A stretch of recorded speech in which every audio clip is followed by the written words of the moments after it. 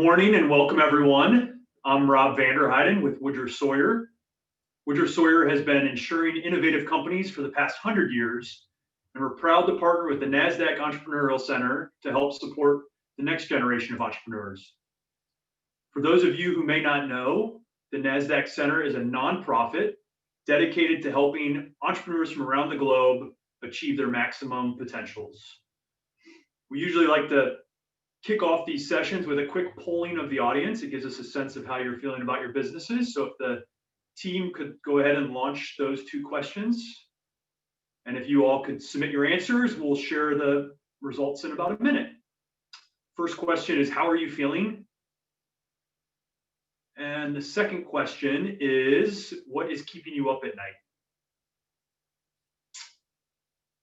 So as soon as the majority of you have answered, we'll go ahead and share those results. It's been fun to see how these results have changed throughout 2020. So we'll see how you all are feeling this morning.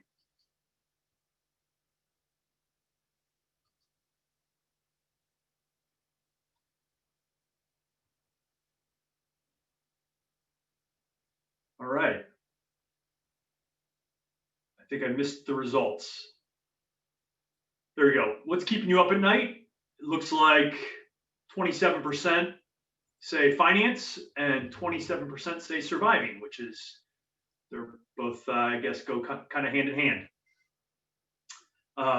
And then the other question is, looks like the majority of you are surviving, which is not surprising, but still interesting to see. So a quick housekeeping item before I introduce our two guests. We'll be taking live Q&A at the end of the session, so please feel free to submit your questions in the Q&A field at the bottom of your screen throughout the presentation. And then without further ado, our talk today will cover the amazing journey of an entrepreneur who overcame doubts and doubters to build a successful business. And without further delay, please join me in welcoming our two special guests, Kara Goldin, the founder and CEO of Hint Water, and also the author of Undaunted, Overcoming Doubts and Doubters, which is hot off the press and our topic for today. And your host, Jeff Thomas, Senior Vice President of Nasdaq Corporate Services. Jeff and Kara, welcome, and over to you. Hey. Thanks, Rob. Kara, great to see you here virtually today. Super nice to be here. It may look like I'm sitting here in front of the Nasdaq Entrepreneurial Center. I'm actually at the building today, which is the first time I've been back in the office since the pandemic hit. How are you doing in your shelter these days, Kara? I am doing great in Marin County, and nice sunny day. So very, very thankful. Fantastic. Well, and welcome to all of our guests today. I'm sure they're all excited to hear about your new book and your journey. And so let's dive right in. So Kara, why don't we start off? Why don't you tell us a little bit about why you chose to write this book and why now? Yeah, so I was writing this book sort of in a non-traditional way for authors, I believe. I was journaling for the last 4 years, and I felt like often when I was out speaking over the last few years on my journey of starting Hint, I would run into people who would make statements about why they couldn't do what I did. And I would always feel like, you actually could if you tried, and there's nothing really that special about me. And I would have different stories along the way that I would share with these people. And, just basically in ways, in an effort to really explain kind of why I felt this way. And so after about 3 years of journaling, I finally said, I should really put this into a book and share it with people so that potentially I could really help them. And, then the pandemic hit, of course. And, it's interesting because I think that there's no better time for this book to really come out. So many people are really trying to revisit exactly what they want to do with their life, find, their mission, their purpose. And so my hope is really that this book, it's called Undaunted, Overcoming Doubts and Doubters. Here it is. can really help people to really move forward and understand that you may have doubts, you may have doubters, you will for sure have some failures along the way and fears, but you just have to keep moving forward. And so, the term undaunted, you kind of talk about that right up front in the book, as that's your kind of key message to people. And that's what really summarizes, in your view, what it means to be an entrepreneur. But, take us a little bit deeper into that. Why is that the key message of the book? So again, I feel like unless we actually try anything, we're not going to achieve it. And when I started this company, Hint, just over 15 years ago, I had no experience in the beverage industry. I had a successful career in tech, but then decided that I really wanted to get healthy. And when I finally gave up my diet soda, after really looking at all of the ingredients that I was putting into my body, that's when I ended up drinking a lot of water. I had always known that I should be drinking more and more water, but I found water super boring. I think I always convinced myself that diet soda was filled with water. It's some kind of liquid, right? But didn't really know the effect that it was having on me. And when I finally gave it up, in 2.5 weeks, I lost over 20 pounds. And my skin issues that I had developed went away. And also my energy levels came back. And so that's really when I made the decision that every single day I was waking up and I was thinking about how, just by changing something really small in my life, that it actually made a huge change in my life. And I looked at how many of my friends have been on different diets or, gotten prescriptions for things, and then finally thought, I just give up. And that's when I really thought, if we could actually get people to enjoy water again, or get people to enjoy a product like Hint, that we could not only potentially change health and their life around weight or around skin issues or energy, but we could potentially change the world and getting people to ultimately get healthier overall. And so living Undaunted, I decided that I would take this product to my local Whole Foods. It had just opened in San Francisco. And this, product that I had developed in my kitchen, just to see whether or not I could actually get it on the shelf. And once I got it on the shelf, I, had lots of other issues along the way and lots of doubts, and didn't have any experience and didn't know how to get the proper shelf life and all of these things. But what I learned is that you don't have to have all the answers in order to actually start.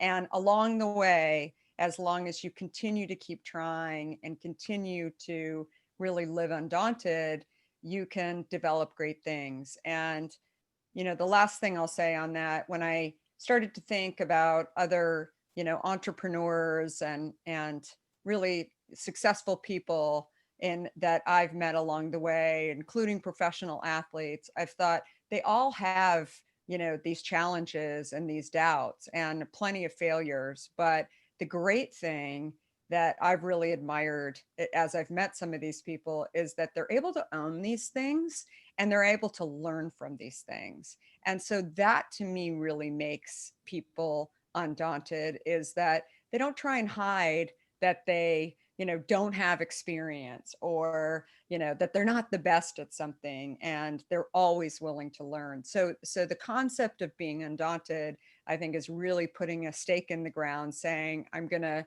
not allow my fears to run my life. I'm going to figure out what do I need to learn.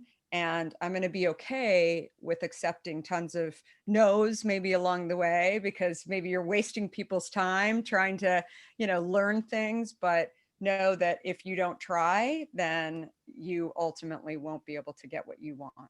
So. Well, and a lot of people will talk about entrepreneurs as being fearless risk takers. And you touched on it a moment ago there, but we all have fears and doubts. And, part of it is kind of owning that. So what were some of those early fears and doubts that you had when you were starting Hint?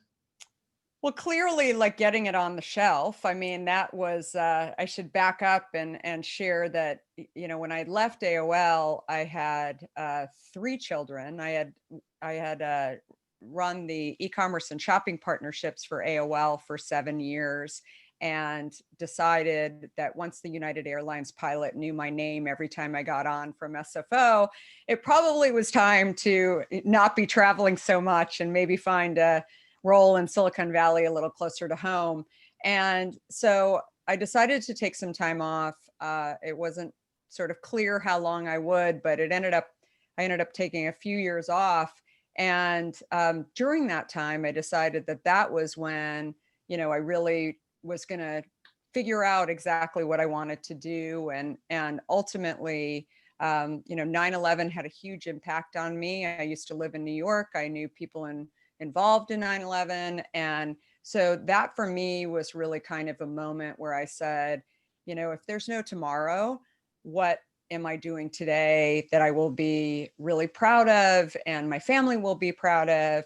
And so that's when, I really started thinking about my health and wanting to get healthy.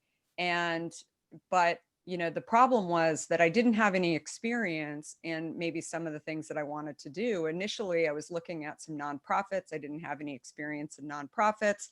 Then I, went through the process of getting healthy, and I found this idea for Hint and that I wanted to develop. But again, I kept putting these doubts in front of me, like, I know nothing about the beverage industry. And so why should I ultimately be able to, get it on the shelf at Whole Foods? And then when that happened, then I thought, okay, now I don't know how to do the shelf life or figure out the shelf life or how to distribute the product. I didn't even know the language that went on in the beverage industry, which, may sound strange, but something as simple as understanding that a bottler is somebody that's actually going to fill the product. And, I was calling the thing that goes on top of a bottle a cap when it's actually a closure. And so if you don't understand the language of the industry, then it really kind of gives you away for what you ultimately don't know. But on the other hand, I was very excited the fact that I was running into this lots of things that I, didn't know, and I was able to learn along the way too, because I felt like I was at a point at AOL where, I knew a lot, and I wasn't learning as much as I wanted to learn. So in many ways, the first couple of years were filled with me getting my MBA and beverage building a company more than anything else. But then along the way, about a year into building Hint, I had gotten it into a lot of stores in the Bay Area where I live. We were doing pretty well. But at this point, a lot of the stores really wanted a distributor to distribute our product. We couldn't, figure out how to get past a 6-month shelf life. And so a friend of mine introduced me to a gentleman at that large soda company down in Atlanta, and very nice guy, and got on a phone call with him. And as I was explaining how well we were doing in building our company, he said, "Excuse me, just 1 minute for just a second." He said, "Sweetie, Americans love sweet. This company isn't going anywhere." And I was like, whoa, like, did he just call me sweetie on the phone? Wait, what just happened? So about, I don't know, maybe it was 30 seconds or 2 minutes into, kind of resetting myself and coming back into the phone conversation. What I realized was that he was speaking from a perspective of, having a very different business plan than I was, a different mission, and maybe not even a mission at all. I mean, my mission was really to start a company that was really focused on health and getting people to drink more water. And what I was hearing was that, this large soda company was really interested in pushing for sales and making sure that that, the products remain sweet, and also that the, calories continue to go down. And so after this moment, I hung up the phone maybe 45 minutes later, and I thought, the thing is that it was shocking, obviously, to hear the word sweetie. But in addition, I felt like, why am I listening to this doubter who is not getting the same feedback from his consumers as my consumers, because we're on two different rivers. That's how I really viewed it. And so that was the moment when I really decided, if I don't do this company, then it's not going to get done. And so I thought, but he has a lot more money than I do. And so I better throw the gas on and keep going and keep building. And so that was really the point when, I thought, like, definitely have had my own doubts. Here's a doubter coming in that has a lot more experience and has been doing this a lot longer. But again, if you have two totally separate missions, then, why do you listen to those people who have different missions and different initiatives than yourself? So that's probably, that's one of the lessons I talk about in the book. And again, I think you can look at that in a lot of different situations. You don't have to just be an entrepreneur to get some learnings out of that time, because I feel like, I don't know, somebody in my family used to say to me, consider the source. Whenever anything comes to you that maybe is shocking or doesn't, make you feel that confident, you really do need to consider the source and sort of what ultimately their position, their initiative is. Well, and it sounds like you were really ahead of your time. You hear a lot these days talking about the difference between shareholder capitalism and stakeholder capitalism. Mm-hmm. And, clearly, big public companies, especially 15 years ago, were mainly concerned with shareholder capitalism. Mm-hmm. And now you have this dramatic shift to stakeholder capitalism, thinking more about a company's purpose and how they, connect with all their stakeholders, customers, employees, the society at large. Was that part of the journey? And, did you think that was unique at the time? Yeah, I mean, from day one, we started hearing from our consumers. I mean, it's interesting. We had the 1-800 number on our bottle, and literally the first week that we were on the shelf at Whole Foods, which was our first store in San Francisco, we started getting phone calls and emails from customers saying, this is exactly what I wanted. This is exactly the product I wanted. I wanted something that helped me to drink water. We would hear from consumers who were suffering from this new disease back in, 15 years ago, type 2 diabetes. And at the time, it was 2% of the population had type 2 diabetes or prediabetes. Today, that's closer to 45% of the population has type 2 diabetes or prediabetes. And so we felt like it was clearly, on the simple side of things, we were hearing from consumers who we were just helping them drink water. But then, on the disease side, that was the thing that really got me the most interested, because we weren't advertising. I mean, we were just showing up on a shelf at Whole Foods, and here these people were searching for something that really helped them in a way. So again, when I ran into had a phone call with somebody who was really doubting, I also thought, well, they probably don't actually get those same phone calls, because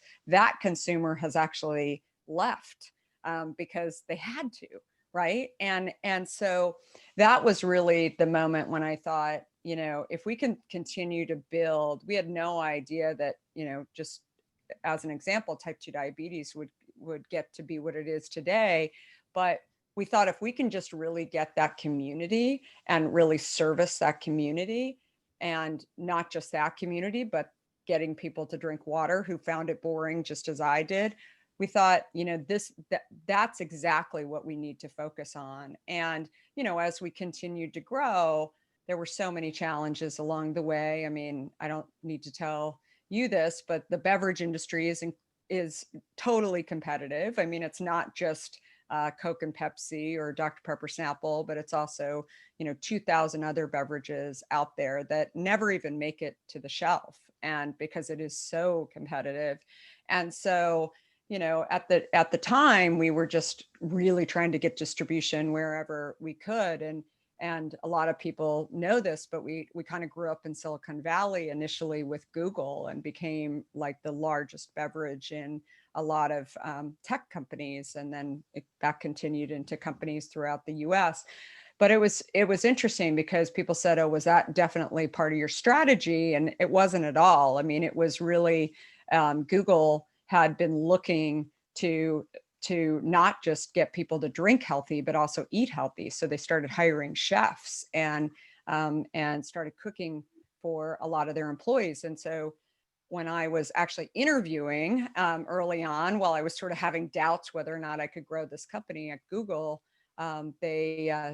gentleman, Omid Kordasani, who was interviewing me, and I knew Omid, he said, oh gosh, your drink sounds like it would be something that our HR department and people really interested in employee health would be interested in. So that's really where, I saw that we were actually growing up in a different way than maybe a traditional beverage was too.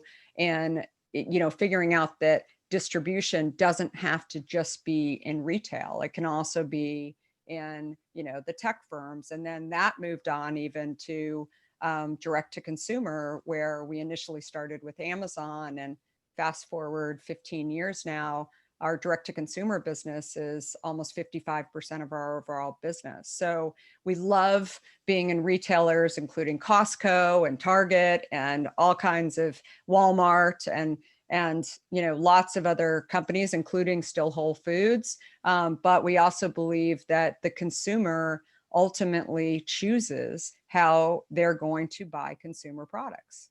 And that is so clear, especially during the pandemic, in a time when consumers are trying to figure out, do I go to the store? Do I not go to the store? Do I order through one of the services that's going to go and do the shopping for me? Or can I just go on to a site like drinkhint.com and actually order my product? So being different and forging your own path. Another point I talk about in the book is if you don't actually know the rules, if you haven't grown up in the industry and you actually don't know what you're doing, but you're confident that you're smart and you're interested in sort of solving puzzles, then I think your creativity, your curiosity can actually be incredibly valued in whatever company. Sheryl Sandberg interviewed me the other day, and she said the same thing. I mean, it's like at a tech firm that she would much rather hire somebody who has passion and who has curiosity and who can come in with a new lens to try and figure out exactly, what is missing here. And I think that's the story of Hint. Well, and you talk about in the book how you were always curious as a child, kind of asking a lot of questions. So it seems like that's always been part of your personality. Is that something you think you have to be born with, or is it something that you can get better at over time? I think you can probably get better at it. I mean, if you have a child that is constantly asking why, I mean, that was me. I was the last of 5 kids, and I had 2 sisters and 2 brothers. My brothers, I think, in many ways forged the way for me because they were incredibly naughty and growing up. And so by the time my poor parents got to me, they were quite good at saying no. And so, I learned early on that if I just kept asking why, and then they would, eventually I could probably break them down and wear them down and get them to allow me to do something. And so, I think I think it really started there, but it also started with, I think back on my dad. I mean, my dad was kind of a frustrated entrepreneur. He was always very creative and thinking up all kinds of ideas. He initially worked for Armour Food Company, and he developed what soon became a brand inside of a larger company called Healthy Choice. So Armor Food Company was acquired by ConAgra. And so he went on to run that brand for many years. And, but, it's interesting because he was constantly thinking up ideas, even, now I guess they call them side hustles, and he would develop all these things constantly. I'm like, you should just go do that.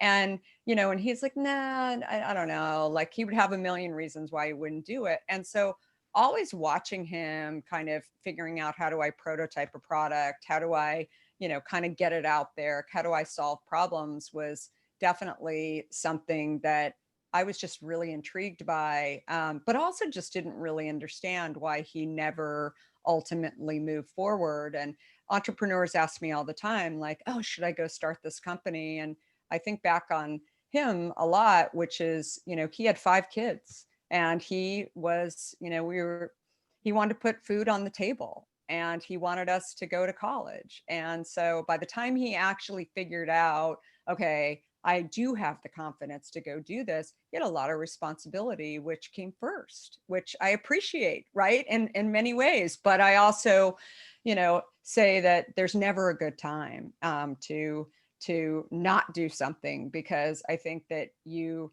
also don't have to be in a hurry to do things. I mean, a lot of people, especially in tech, friends of mine have said to me, gosh, you've been doing this for 15 years. I mean, in tech, that's like, 2 lifetimes, 3 lifetimes, right? And I think the key thing is that I also really wanted to spend time with my family. I have 4 kids. I started this company when I had 4 kids under the age of 6. And so I wanted to go to the mommy and me classes and do that stuff. But I also, wanted to, run a company. And I think that being an entrepreneur and sort of forging your own path and, really figuring out what you can do and what, you don't have to do is really also kind of your luxury to be able to do that as an entrepreneur. And I've talked to many entrepreneurs about this over the years, that I think there's this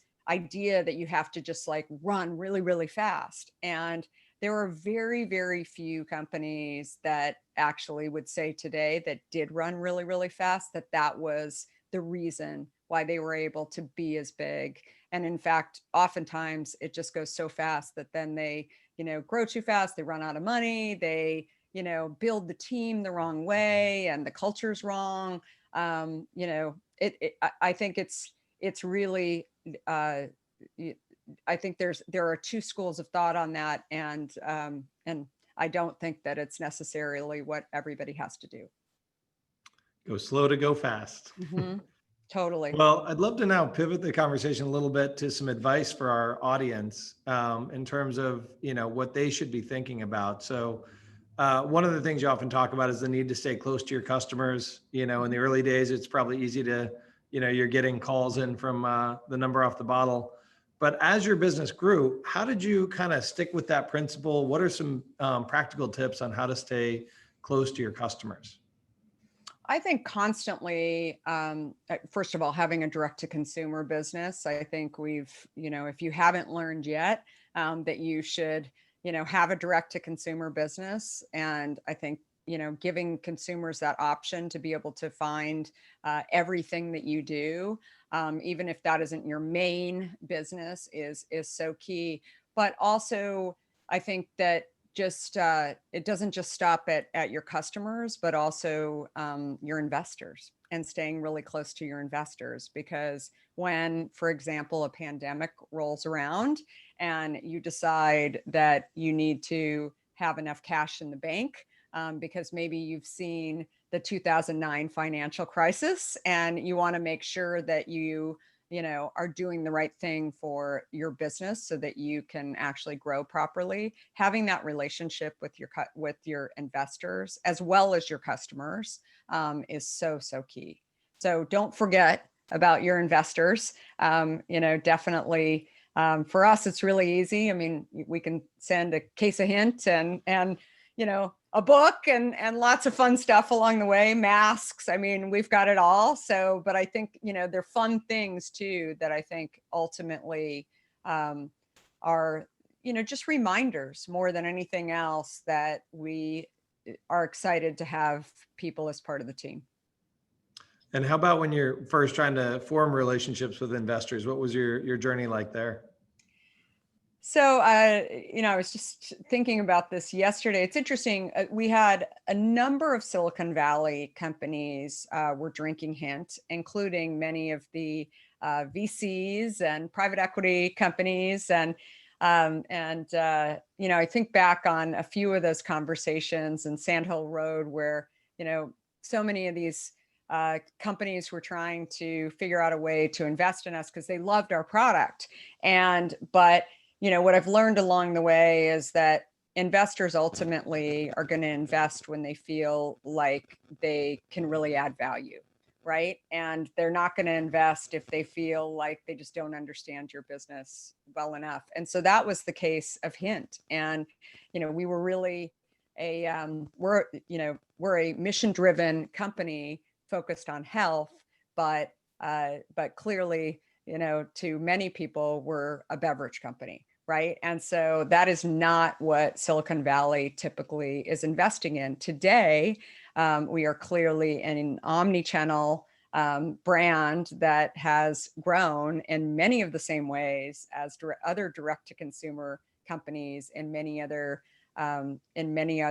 categories. But for sure, when we were starting out, I think it was just hard for people to kind of get their arms around, hard for VCs to really get their arms around us. But having said that, many of the individuals that were in tech firms reached out to us after they were drinking our product at Facebook and Google and many other companies and said, I would love to be a part of your round if you guys are ever raising money. And so we have over 100 individual investors in the company who came in on the round and are still really excited to be a part of the company. And one of our more famous ones, I should say, is John Legend. 11 years ago was in a store and saw the product and reached out on the 800 number. And kind of a funny story. It's he said to me, this is John, and John Stevens is his name. He's like, this is John Stevens, and I go by John Legend, and I'd really love to understand more about your company, and I love the product, and is this kind of like a front for one of these big soda companies? And I said, no, there's no front at all. And he said, I'm really interested in investing. And I said, I'm sure you're a very nice person and probably really famous, but I have no idea who you are.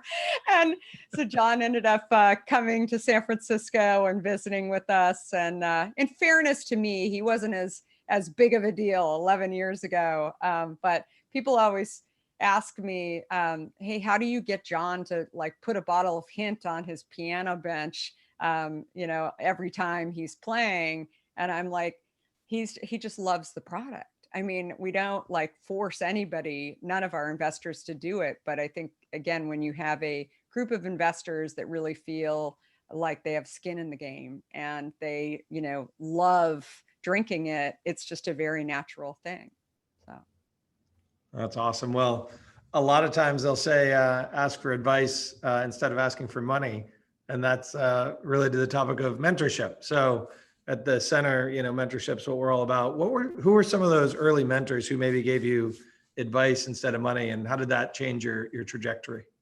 So I kept looking for mentors in the beverage industry. It was interesting. And again, because I didn't have the kind of traditional background, I just didn't find a lot of those, people who were willing to spend time with me, because I didn't seem like I was going to be able to really pull it off. Right. And so I started looking around, really identifying the problems and the challenges that I had that I was trying to figure out. And then I, went out and found those people in other industries. So people like Leslie Blodgett, who grew Bare Essentials, and other people along the way that I've met, including Jamie Dimon at JP Morgan Chase, who I met at a dinner, like things along the way specifically to help me figure out different points that, again, were challenges. So I don't think a mentor necessarily has to be one person. And I also think that it doesn't have to be in your industry. I think the key thing is, maybe even just like a coach, you have to figure out exactly what do you need that is really challenging for you. And I also think that mentorship doesn't necessarily have to be, the person doesn't have to sign up to be your mentor either, right? Like it can be very informal over the course of, a few years, just when you really need somebody to kind of bounce ideas off of. I think that, that is also very, very often more doable for people to be able to do that than actually, signing up to be a, mentor just for you. Well, and one thing we've all learned this year is how to deal with a lot of uncertainty. I'm sure as you were growing the company, there was plenty of that. But how would you advise our audience on what are some of the best practices around dealing with uncertainty, especially given the current climate?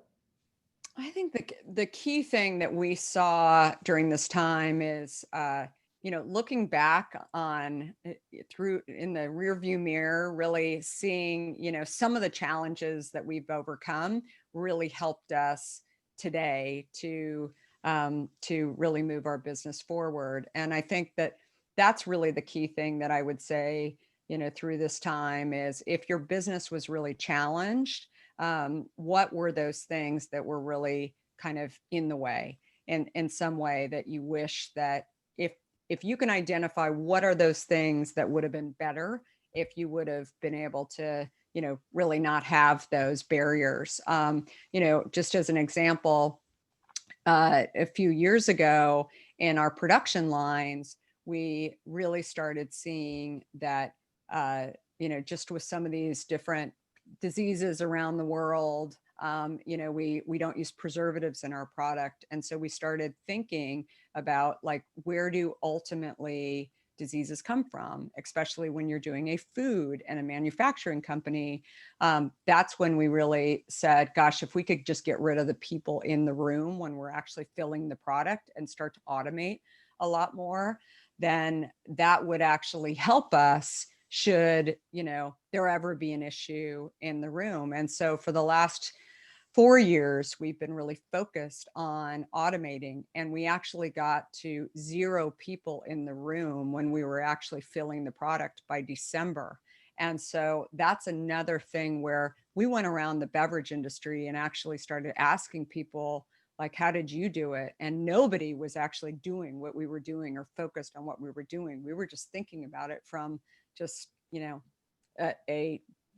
I don't know, an outsider's perspective coming in the room. But the fact that we, basically were looking different, thinking differently and trying to figure out exactly how we would, in a worst case scenario, obviously, when the pandemic hit, was like amazing, for us to be able to, really have no hiccups in our supply chain at all. So I think that the more you can kind of look at, these challenging times and figure out how do you, look at worst case scenario, be a little paranoid. That is really the key to being able to really fend it off should anything like this ever happen again. Sounds good. Well, I want to make sure we leave plenty of time for questions from the audience here. We actually have our first one that came in through the Q&A chat. So as a reminder for everybody on the audience, you can click on Q&A at the bottom and send your questions in. We also have some pre-submitted questions we'll be going through. So the first question is, the audience member says that they're a longtime fan of your product and would love to hear more about the Healthy Living Coalition and why you decided to join. So there's, I believe that health is a human right. And I think at the end of the day, it is so challenging for people to just get healthy. And I think that anything that helps people to ultimately sign up for health is important. And so often, you know, it starts in communities, and then those communities obviously are involved in many other things. And so that's when it starts to blossom outside of there. But, you know, there are, I feel like as part of my role as a business person, it is important for me to be more involved in these initiatives and sign up too, because that ultimately draws more attention to these groups as well, and hopefully starts to fix the problem that I see, which is, you know, it is really around how difficult and it is for most people to get healthy, and how I do believe that it should be a basic human right to be able to have good health. Awesome. Well, here's one of the pre-submitted questions. And I want to read it specifically because I love the phrasing. How and where do I acquire the necessary, relevant, truthful, honest, up-to-date, and relevant information? I just love that because it's, you know, in today's information age, there's so much information coming at entrepreneurs. What's your tips and tricks on getting the right sources for information? For it depends on what information, right? So I think just, you know, reading everywhere. So I think most great entrepreneurs are excessive readers, right? And they're curious, and they're constantly looking for information, and they're also listening constantly. So being on, you know, Nasdaq's Entrepreneurial Center webinar as well, and listening to how people did it. I don't believe that there is any 1, 2, 3 or rule book. I think that through stories and hearing how people did it is probably, you know, the easiest way to ultimately figure out how you can do it. Because if you truly want to create something that is different and that really is disruptive and unique, I'm most certain that there is no rule book out there, and, you know, information book that says, okay, just go do these 3 things. It's just not there. But you can hear through other stories. Be sure to listen to other industry as well. I feel like, you know, that was something early on that I felt like I just need to listen to beverage executives if I want to start a beverage company. And I don't think that's true at all. And I still don't think it's true. I mean, as you start to really focus in on what is the problem that you're trying to solve, then start to think about different companies, different entrepreneurs in different industries that seem to have tackled that, and try and tune into how they did it. That's awesome. Going back to the title of the book, you know, overcoming doubts and doubters. One of the pre-submitted questions was how to think about overcoming self-doubt, especially when you're in a hostile environment. Yeah, so I don't know what kind of environment that you're in, but I think, but obviously it's,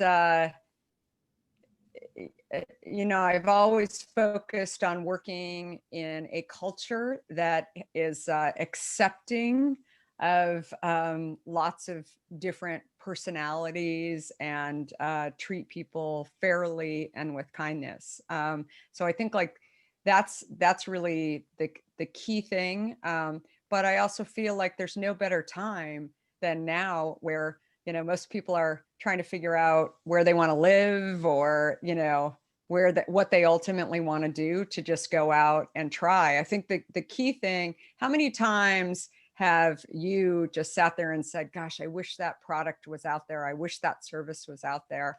And then, you know, even if something like it gets developed, it's not exactly as you would have done it, right? You would have done it probably better. And so try to think about, what are these opportunities that I can just go and start? And I'll also say too, that you don't need a ton of money to go and start things either. In fact, there are a lot of people who have raised a lot of money who have, you know, shared with me, I wish I didn't raise that much money. So try and actually start it. and see if you can get some traction first and prove out the concept as cheap as possible. Obviously, if it's a food product or a, personal care product, as safe as possible. But definitely try and, even if it's a side hustle or just getting it, a weekend project, definitely try and do what you can to just get it out there first and see if that will ultimately make you happier. Because it sounds like if you are actually considering that an environment is hostile, it's probably not a good, healthy, long-term mindset to sort of be living in either. Well, on the growth and journey, here's a question that just came in. Were there ideas that you tested before Hint that failed? And how do you know when to quit versus when to persevere? Yeah. I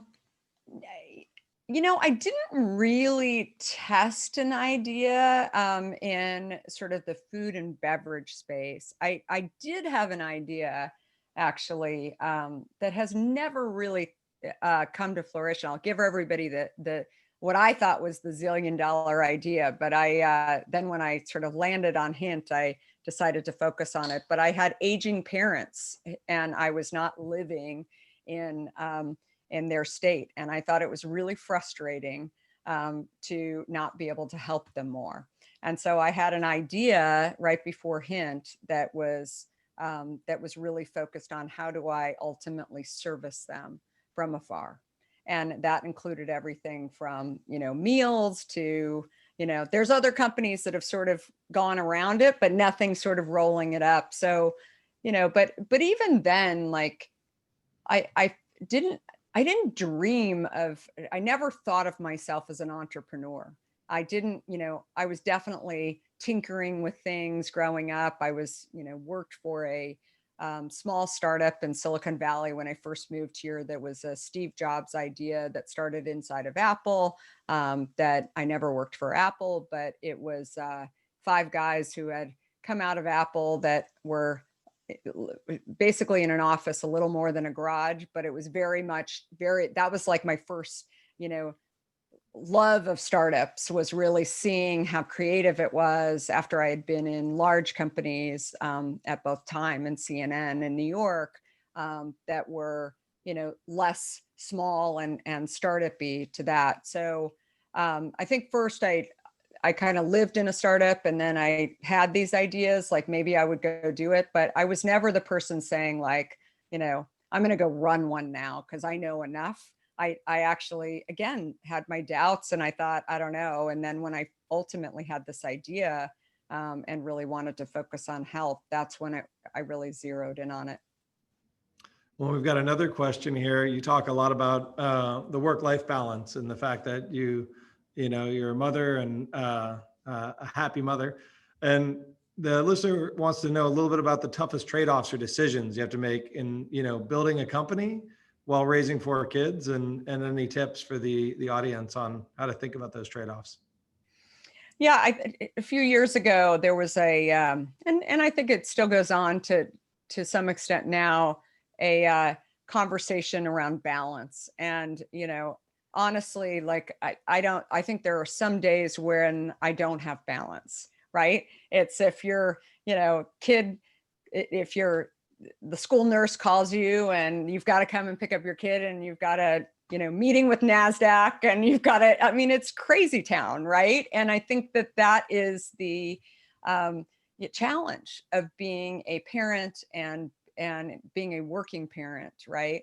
But I think that the key thing is understanding that, as they grow up, being a female CEO, being a CEO of a company and taking on the large beverage companies in a crazy industry that, kids, and as they grow, really start to understand, what business is and how challenging it is to do some of these things. And they hear it from their friends. I think that the fact that you're actually being a role model for them, and you're actually teaching them that they can go out and, build a company that actually takes on, large large concepts and large players, or and that it's okay to take your time to build companies and build it really your way, and also take on big initiatives like health and work on different initiatives like I am in Washington as well, while building a for-profit company. So I feel like, the payoff comes as they get older. I have 3 in college now, which has its own challenges, especially during life today. And my youngest one, who I had when I was actually getting my first bottle on the shelf in San Francisco, is now in high school. And so again, I feel like that it's definitely, they couldn't articulate it when they were 7 or 8. I tried to go to as much as I could.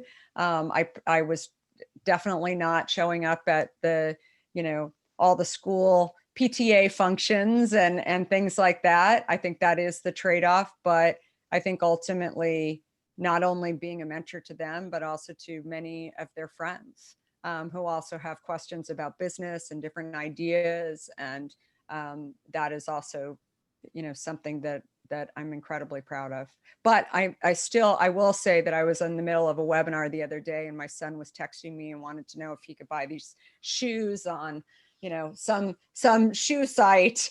And so, it's still, he still is coming back to me, like right in the middle of the day of my book launch, like asking if he can buy a pair of shoes. So it never, you don't relinquish some of those duties. You can't turn it off. Yeah. Well, I want to try to get to the last 2 questions we have here in the Q&A. First one is, what's been the biggest challenge, and any advice around overcoming those types of challenges in creating partnerships in an industry where, they may look at the lack of experience that you have as, a barrier to creating those partnerships? I think the key thing that we've really focused on is creating results. And so what I found in growing this business was that I could never win with certain retailers, and on the whole topic of, I never worked for the big soda companies. I'm just learning the language. I was being very authentic and honest about what I didn't know. And, some people would allow me to really have that conversation, potentially build a partnership. But also there were many, probably more, that just didn't want to really waste their time in doing that. And so I really think 2 things. I mean, number one, and something that I really value just in kind of the way that our company acts and truly is part of our culture, is that we show up for partnerships, and we don't take a long time. And so I think that speed is something that anybody who's worked in large companies will attest to, is something that just people get bogged down in it, and then decisions just take a long time to be made. And so that's something that I really try to push, that we are going to be able to get certain partnerships, because if we could just make quick decisions, and a decision may be no as well. But we are known for doing that. And also along the way, I mean, we've been able to get major partnerships with brands that I couldn't even imagine, because, first of all, we're a water brand, right? So things like marathons and races in the past, where it's been very difficult to sort of get partners to sign up for those things, because they have to put people in and all of those things. The fact that, Nike would reach out to us as a tiny company, and we were involved in a few of their events, that happened because people just, were not being as responsive as maybe they could have or should have been. And we moved on it really, really fast. So I think speed, ability to be scrappy, ability to, make quick decisions is super, super important. And then the other piece of it is data. And so I think coming from tech, we also really knew the data side of the world too. So when we first started going into stores and actually selling our product, we would understand the sales per square foot and how if we actually had more sales per square foot, then this is ultimately what we would all be doing. And so going in, even when you're small, and really understanding your business and understanding everybody else's business, and then also being able to show on direct to consumer exactly lifetime value and things that ultimately are just more data, are really impressive to retailers, because it's not the same conversation that they're typically hearing from a little guy walking in the door who's basically saying, hey, can I get my product on your shelf? Like, it's just, it doesn't really, do it. And even from the big guys, I mean, a lot of the big guys just don't really have the same kind of background and data conversation going that maybe, others who had grown up in tech would. All right, last one and super quick, but I love this question. Are you open to discussing some of your personal or professional stretch goals for the upcoming year? Yeah. I mean, I would say, and I talk a lot about them in my book. I mean, it's something that I do every single year. I figure out what I fear, and every year I tackle a fear. And I would say that fear of heights is still a big one for me. There's a story in the book around hiking the Grand Canyon. And that to me was, it's not just what you think. There were many lessons along the way that I, ultimately overcame, but mostly because I recognized what I had overcome in work and building Hint. So I think that really just continues more than anything. And obviously I'm on a book tour right now. So I really want to get this message out to people as much as possible too, that you can ultimately do what you want to do if you just go out and try and really face your fears. So I would say that just continues. Awesome. Well, we look forward to seeing you continue to be undaunted and overcome your doubts and doubters. And thank you, Kara, so much for spending the time with us today. Thanks, everybody.